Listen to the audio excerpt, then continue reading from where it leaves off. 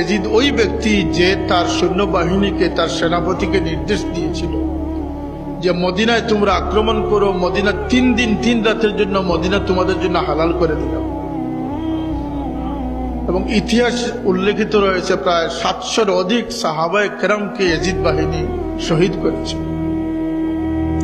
জলিল কদর সাহাবীকে এজিদ সৈনিকরা, এজিদের সৈন্যরা থাপ্পড় মারার মতো দুঃসাহস দেখিয়েছে। 3 দিন 3 রাত রওজায়ে রাসূলের নিকটবর্তী মসজিদে নববীতে আযান একামত বন্ধ ছিল। 3 দিন 3 রাত। আল্লাহর নবী মদিনায় তৈবায় হিজরত করার পর থেকে নিয়ে আজ অবধি এই এজিদ বাহিনীর তাণ্ডব ব্যতীত মদিনায় তৈবার আযান একামত আজ অবধি বন্ধ হয় নাই। সুতরাং এজিদ লানতের প্রাপ্ত না ধন্যবাদের প্রাপ্ত?